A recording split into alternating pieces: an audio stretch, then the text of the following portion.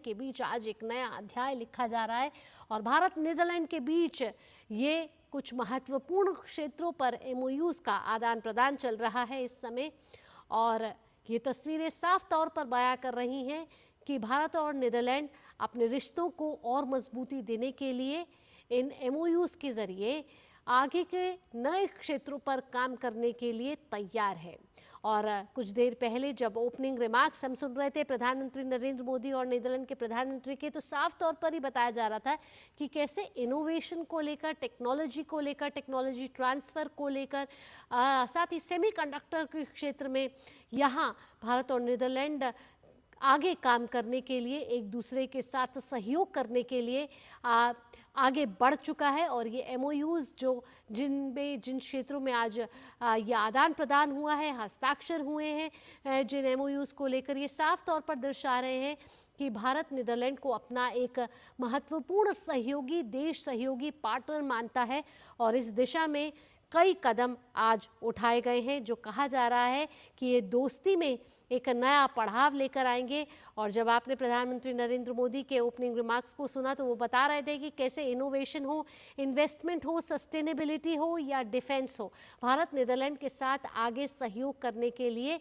तत्परता से आगे बढ़ता हुआ नजर आ रहा है। और वहीं नीदरलैंड के प्रधानमंत्री ने भी जब अपना वक्तव्य दिया तो कुछ इसी तरीके की गर्मजोशी उनमें भी साफ तौर पर दिखाई दी कि रणनीतिक रूप से इस साझेदारी को अब कैसे नए आयाम दिए जाए, कैसे और आगे बढ़ाया जाए। और जिस क्षेत्रों में कहीं ना कहीं ये साझेदारी हो रही है उसमें कहा जा रहा है कि वाटर मैनेजमेंट हो सकता है, सेमीकंडक्टर एक बड़ा क्षेत्र है, टेक्नोलॉजी ट्रांसफ़र हो,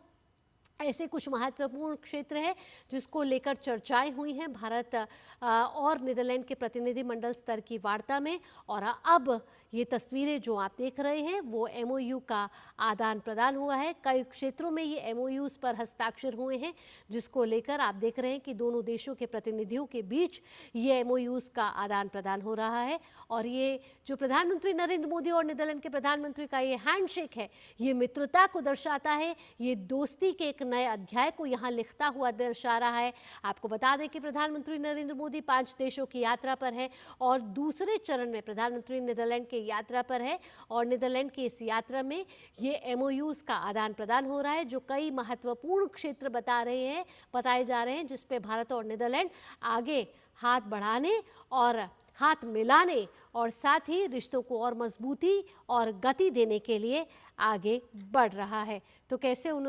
हमने देखा कि प्रधानमंत्री नरेंद्र मोदी ने जब अपने ओपनिंग रिमार्क्स में कहा कि लोकतांत्रिक मूल्य हो या रिस्पॉन्सिबल बिहेवियर हो, कैसे भारत और नीदरलैंड एक दूसरे के साथ साझा मूल्यों पर काम करने के लिए तैयार हैं। और साथ ही साथ प्रधानमंत्री नरेंद्र मोदी ने और भी कई बड़ी बातों का जिक्र किया था कि कैसे नीदरलैंड एक गेटवे है यूरोप के साथ व्यापार करने के लिए। और भारत और यूरोप के बीच जो मुक्त व्यापार समझौता हुआ है जिसे मदर ऑफ ऑल डील्स कहा जा रहा है, उसके बाद नीदरलैंड की यात्रा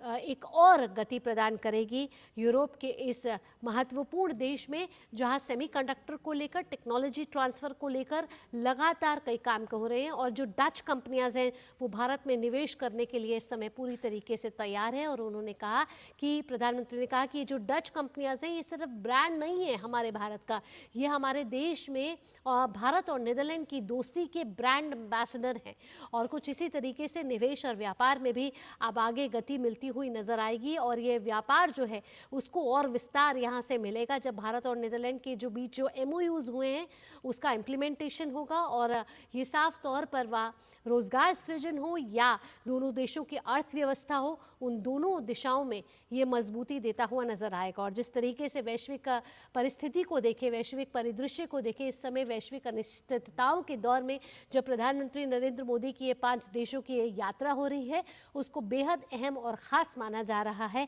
क्योंकि एक तरफ हम देख रहे हैं कि पश्चिम एशिया में वैश्विक